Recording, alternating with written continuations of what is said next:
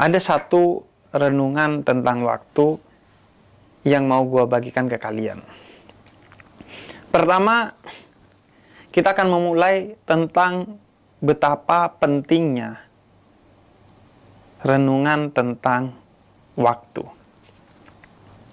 Karena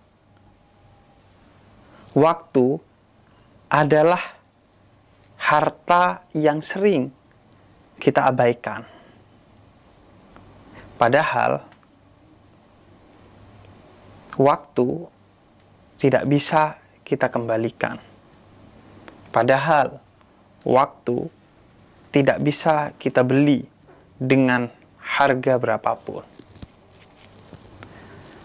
Dan padahal kata Nabi Muhammad, seorang yang rugi atau bahkan terlaknat adalah orang yang waktunya terus berjalan dengan suka maupun duka, namun ia tidak mengambil pelajaran untuk bertumbuh menjadi lebih baik sebagai pribadi seiring dengan perjalanan waktu dengan segala suka dan dukanya. Betapa pentingnya renungan tentang waktu sehingga 3 induk peradaban, yaitu agama, filsafat, dan sains, memiliki konsentrasi besar terhadap waktu. Sains misalnya, memiliki banyak saintis-saintis yang menulis karya-karya tentang waktu. Misalnya, salah satu yang kontemporer dan populer yaitu Stephen Hawking yang menulis satu buku tentang waktu secara saintifik berjudul A Brief Story of Time. Kemudian dalam filsafat, misalnya ada seorang filosof besar bernama Martin Heidegger dari Jerman yang menulis satu buku khusus juga tentang waktu yang diterjemahkan ke bahasa Inggris berjudul Being and Time, ada dan waktu.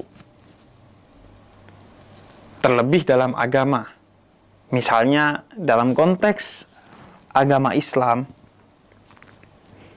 bahkan kata Imam Syafi'i, seandainya Al-Quran tidak turun ke muka bumi ini kecuali hanya surat Al-Asr, yaitu surat Wal Asri, yang artinya demi waktu, maka cukuplah itu sebagai pegangan bagi kita agar menjadi pemenang di hadapan Tuhan dalam perjalanan waktunya.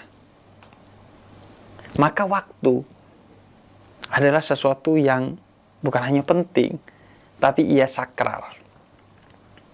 Karena itu, misalnya dalam Islam, kita diajarkan bukan untuk mengendalikan tanah, api, angin, atau air. Itu avatar.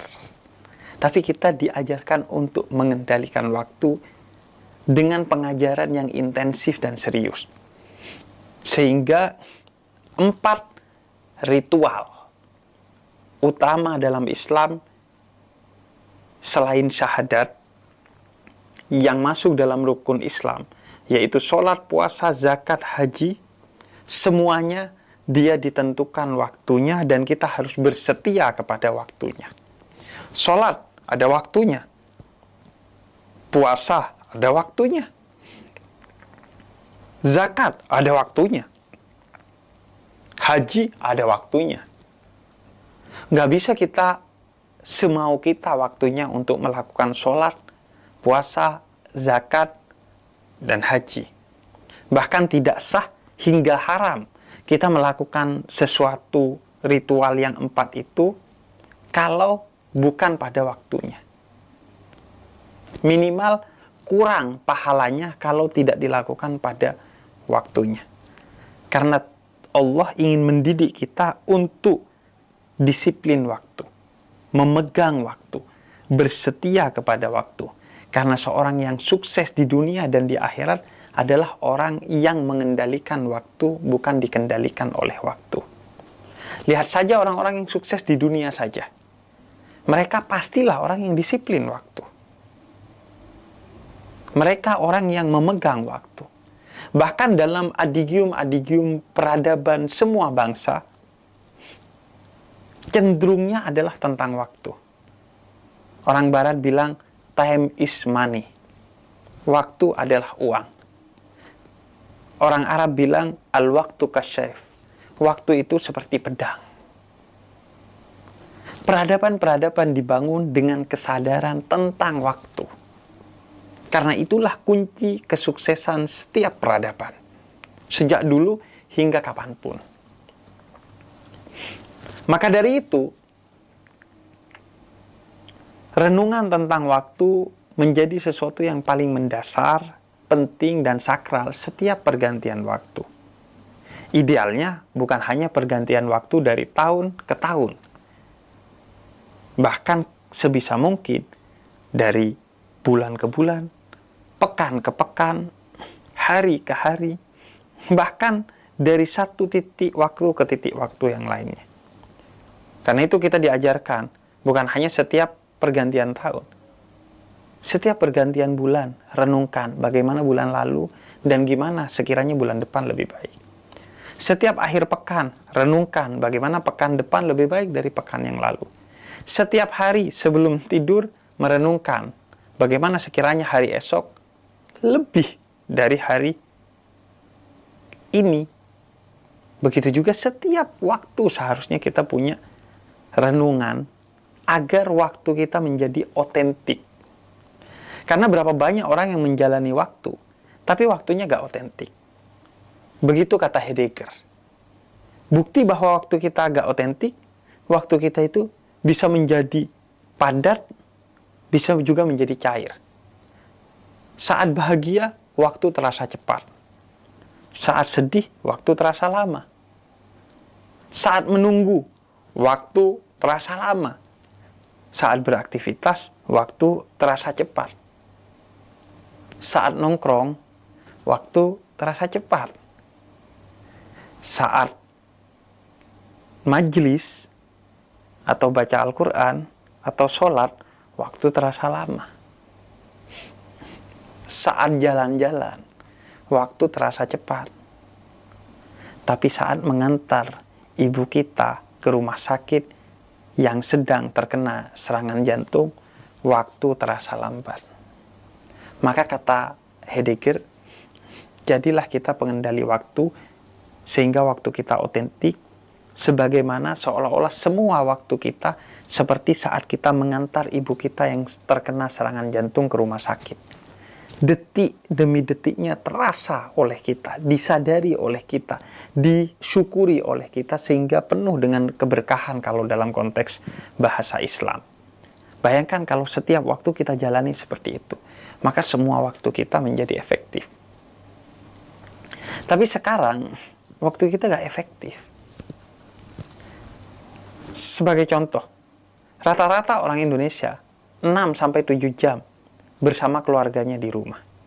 Namun, rata-rata waktu otentik atau waktu aktif orang Indonesia bersama keluarganya itu kurang dari setengah jam. Riset-riset menyebutkan seperti itu. Kita sering tinggal bersama keluarga, tapi tidak hidup bersama keluarga. Tinggal bersama 7 jam sehari, tapi hidup bersamanya paling 5, 10 menit, 20 menit, mentok 30 menit rata-rata. Yang betul-betul deep talk, yang betul-betul bermain secara mendalam, yang betul-betul ngobrol dan tertawa bersama secara hangat. Rata-rata 7 jam dihabiskan buat main HP masing-masing, bahkan makannya masing-masing, nggak ngobrol, dan lain sebagainya. Begitu juga di kantor. Rata-rata orang Indonesia 8 jam yang kerja di kantor. Tapi berapa menit yang betul-betul digunakan untuk bekerja secara serius? Selebihnya main Zuma atau melakukan hal-hal yang tidak amanat terhadap waktu untuk bekerja. Padahal kita dibayar untuk bekerja di kantor.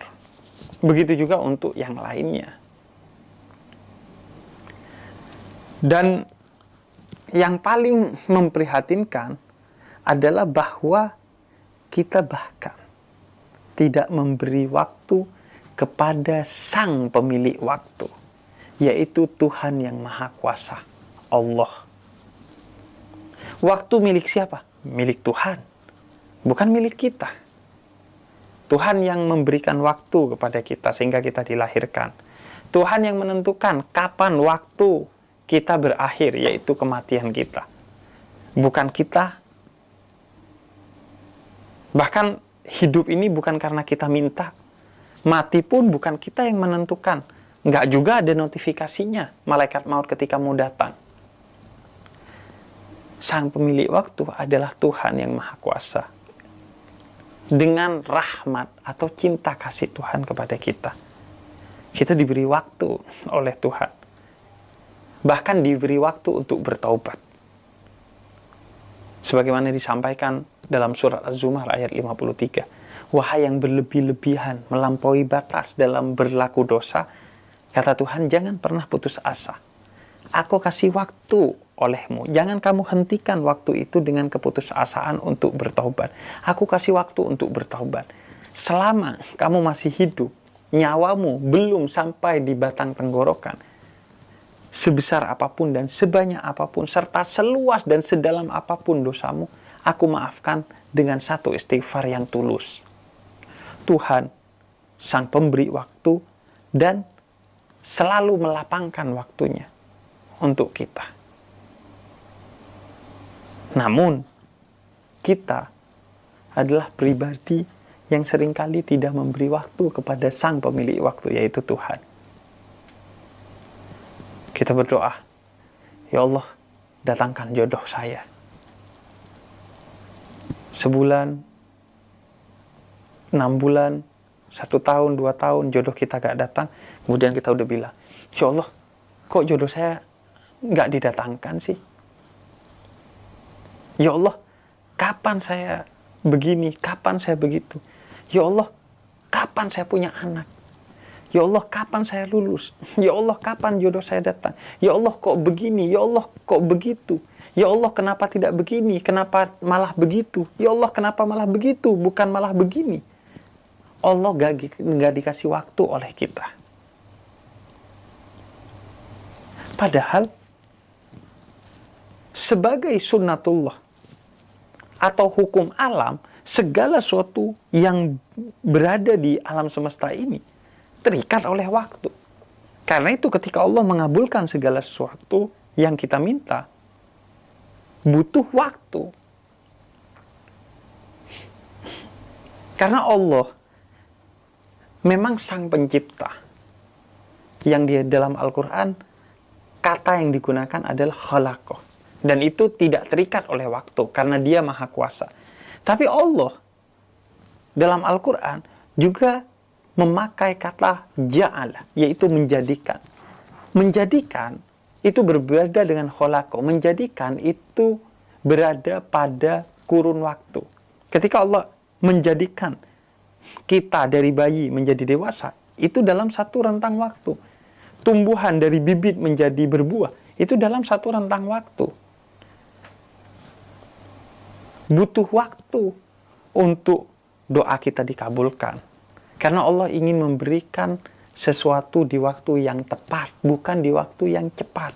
Karena sesuatu yang cepat atau tergesa-gesa itu bukan datang dari Tuhan, ia datang dari setan, kata Nabi Muhammad. Dan hasilnya pasti buruk.